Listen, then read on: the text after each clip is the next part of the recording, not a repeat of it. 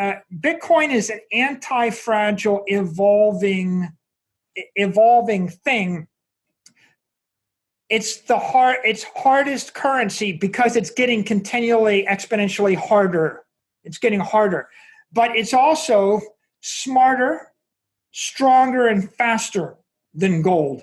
So the banking system is running about 1 million times slower and less secure to move this stuff around. When I put this elemental energy into Bitcoin, it's smart because it's getting smart as fast as the smartest crypto bank can program something intelligent.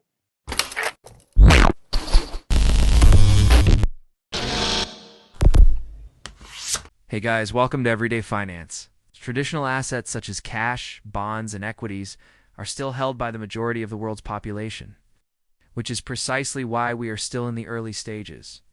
According to Saylor, executive chairman of MicroStrategy, the percentage of people who use Bitcoin is still less than 1%. Only a small part of the world's population of 8 billion people and over 400 million. Enterprises have adopted the Bitcoin standard, which means that 99% of them have not even begun to accumulate Bitcoins. He draws parallels between this era and the early days of the internet, before the age of email, and before websites became indispensable. Despite the fact that Bitcoin is still considered to be a voluntary option at the present time, Saylor is of the opinion that it will eventually become obligatory for individuals, businesses, and governments. If the rate of adoption increases from 1% to 5% or 10%, the repricing might be exponential, which could result in Bitcoin's price increasing by a factor of 10, 50, or even 100 times. As Bitcoin continues to consume trillions of dollars in cash from around the world, even keeping a tiny position today could prove to be life-changing. Now, if you put your money in Bitcoin, you're keeping it all. You're not losing anything. If you don't believe in fully diluted Bitcoin count, you have a 15% loss in 100 years. But if you do believe in it, there's no loss. Now let me give you another analogy. You want to cross the Atlantic. If you cross the Atlantic in a vessel made of fiat currency, it's like stitching together a bunch of inflatable rafts. By the way, you're crossing the Atlantic in an inflatable boat with a leak in it. Or you want to cross the Atlantic in a gold vessel, you're crossing the Atlantic in a wooden ship. It's sort of good, but it's rotting, It's a wooden ship. It's better than inflatable. It doesn't have a leak in it, but it's wood and it's going to decay. It's decaying 2-3% a year. You're crossing the Atlantic in Bitcoin. It's a steel hull freighter. The thing about steel, like I say to the guys, I say, well, why do I want a steel boat? They go, well, because steel is indestructible and the welds are harder than the original steel. If you put a hole in steel and you weld it, the weld is stronger than the original material. Steel will last as long as you maintain it, will last forever. Okay, so rubber boat, wooden boat, steel vessel. And now here's an epiphany, right? If that's not enough, right? There's no comparison between losing 80 to 90% of your money versus not losing any of your money. There's no comparison. But here's another epiphany. I'm an aeronautical engineer from MIT. I studied spaceship design. I studied aircraft design. I studied building design. The entire science of civil engineering requires one element. Do you know what the element is? Steel. Think about it for a second. I build a building with wood. You can build a 2-story building. You ever see a 5-story wooden building? I built, that's fiat. I build a building of stone, and masonry. Look at all of Europe, all of beautiful Europe. Every building in Europe, 5 stories, 6 stories. That's as far as you go, with brick. What happens when I invent steel? I build a 50-story building. You think steel is twice as good as bricks? Yeah, you could build a 100-story building, right? Steel is elemental to or instrumental to New York City. There is no New York City without steel. There is no skyscraper. There's no science of civil engineering until you invent steel. Right? You could say iron, maybe if you want, but without the element of steel, there's no civil engineering. Now flip to aerospace. Aerospace. You ever see a plane made of steel? No, they don't fly. Steel is the perfect element, except for the fact it's too heavy to fly. That's why we use aluminum. No aluminum, no airplanes, no industry, nothing. Take away aluminum, the entire aviation industry goes to zero, right? Andrew Mellon made his money on aluminum. Andrew Carnegie made his money on steel, right? These are fundamental things. These were technologists. The entire industry is based on it. Now, the gold standard, good idea in the 19th century, right? The best idea you could have in the 19th century. But, I mean, just like wooden ships, pretty good idea to have wooden ships if you're the British Empire, if that's the best you can have, Now, along comes Bitcoin, cryptocurrency. It's when I say it's harder than gold, I mean it's not just 10 times harder because it goes 100 years without losing any of its value. I say it's harder because it's an organic nest of cybernetic hornets feeding off of encrypted energy. It's a living thing, which means that the miners are going to keep upgrading their equipment. The developers are going to keep upgrading their development. The nodes are going to change. Everybody in the ecosystem is going to change. And they're changing in this terrifying Darwinian, capitalistic, libertarian, aggressive, winner take all, hold no bars, no one companies holding like I've been CEO. I thought I was right. I was wrong. You could be the most brilliant CEO in the world. Anything that's controlled by a CEO is crippled. Controlled by a state is crippled. Controlled by a country, it's crippled. This entire thing is its own ecosystem. Gold is not going to get 1,000,000 times smarter in the next 10 years. It's not thinking at all. It's a lump of metal lying there, right? Nicholas Taleb wrote Anti-Fragile. I think Taleb is brilliant. I love all of his books, read every one of them twice, right? Bitcoin is an anti-fragile, evolving thing. It's hardest currency because it's getting continually exponentially harder. It's getting harder. But it's also smarter, stronger, and faster than gold. Right? It's smarter because I can create a computer program. I can put it on a machine behind that bar, and I can have it make 1,000,000 trades with your crypto every night while you're sleeping and move it around, right? But I can't do it with gold. If I want to move $100 million of gold, I got to put it on a jet, fly it around the world. It's $250,000 to physically deliver $100 million worth of gold. I can physically deliver $100 million worth of Bitcoin in $5, right? $5 in 30 minutes, depending upon how risk averse you are. But if I want to move it, I can put a piece of software on it. By the way, Raoul, when I move $100 million into a crypto exchange to buy crypto, I got to talk to like 3 bankers on the phone, and they're asking me for my birthday, Raoul. You can go on Google and you can Google Michael Saylor, and do you know what you don't even have to click.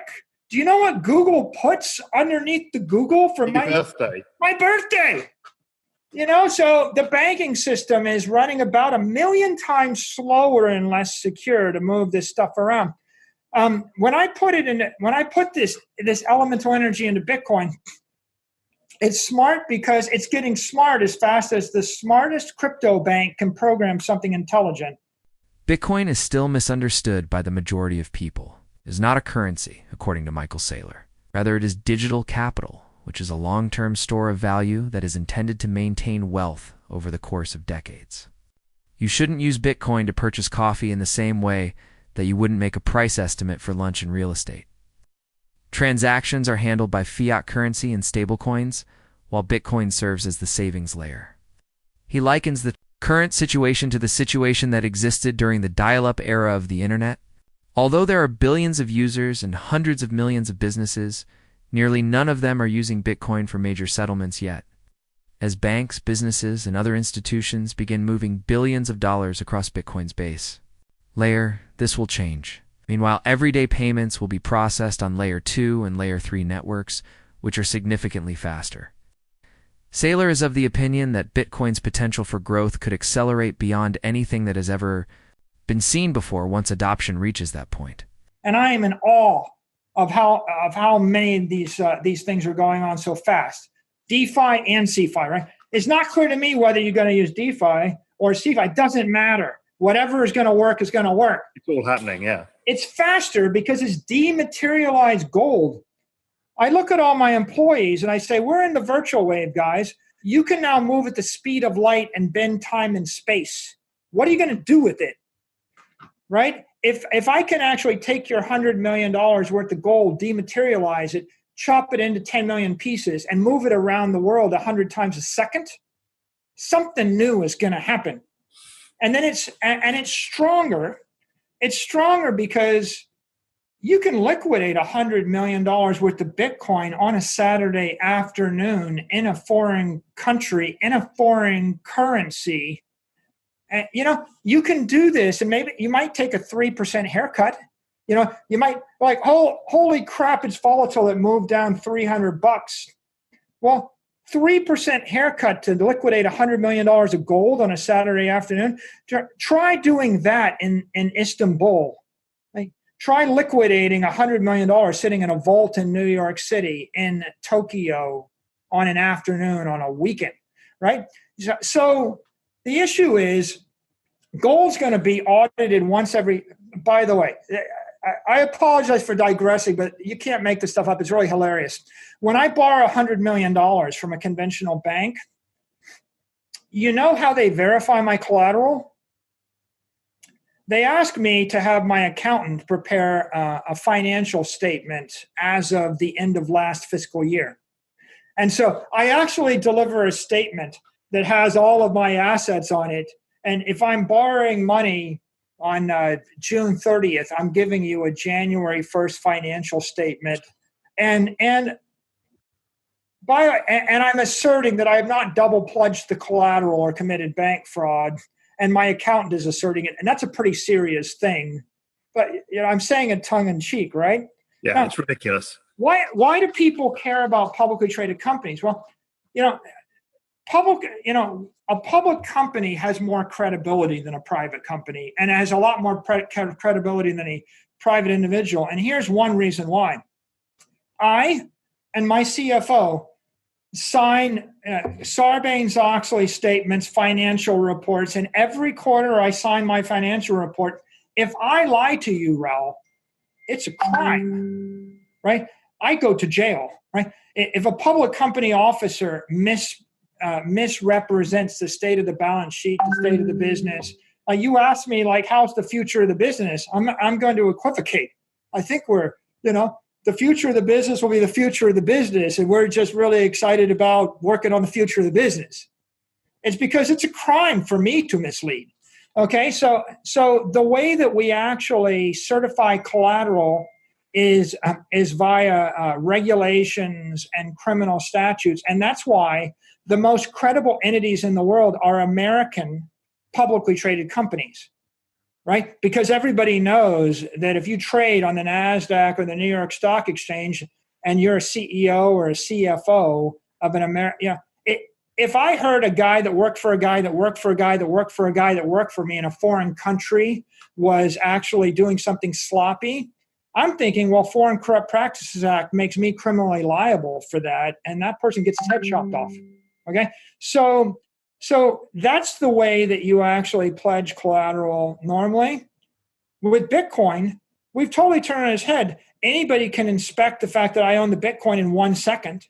Yeah. And every 10 minutes, you could take a complete audit of everything. I wrote that article about it being the world's most pristine collateral. I mean, it's perfect for the foundation stone of everything. As you were talking about, it's the steel of an entire new financial system is this. I think what you've said is brilliant, but I don't think it's understood. When you say it's the world's best collateral, the world is operating on, like, gold is collateral. It gets audited every 7 years or every 3 years. It might be there. It's impossible to move. It's impossible. Also because of rehypothecation and the reuse of assets, right? It's not clear. Bitcoin ownership is guaranteed. So it's so pristine. The only thing we haven't got is a yield curve. So yes, you've got it implicitly in the fact that it's got a limited supply, but eventually there will be a market for you to lend out your Bitcoin, and it's going to trade at a premium to bonds, US bonds, because it's like you lending out a piece of art. Well, fuck it. If somebody's going to borrow you a piece of art, they're going to pay you for it. I totally agree. And I think the yield curve is coming. And when I look at the forward contracts, it's very fascinating to me. But the summary of my entire meandering analysis is Bitcoin, if it's not 100 times better than gold, it's 1,000,000 times better than gold. And there's nothing close to it. And most people, they're focused upon stock to flow is better. And what they haven't factored in is that the smarter, faster, stronger makes it 1,000,000 times better, and it's steel to masonry for the firmament of the 21st century financial ecosystem. Love that analogy. To be successful in today's environment, Michael Saylor believes that there are two things that are essential: understanding artificial intelligence and holding Bitcoin. While artificial intelligence is necessary for the continuation of a job, Bitcoin may be the true engine that drives future prosperity. The plan that he follows is quite clear: raise funds. Secure the debt that you can handle at the lowest possible cost and convert it into Bitcoin. Forget about standard returns such as a mortgage with a 3% interest rate. Bitcoin, he contends, has the potential to compound at a rate of 50% or more annually. Those that take action now by utilizing artificial intelligence and stacking Bitcoin will be the ones who develop riches that will last for generations. This is because fiat currencies are disintegrating and Bitcoin is absorbing capital at a rapid pace. Individuals who are hesitant run the risk of falling behind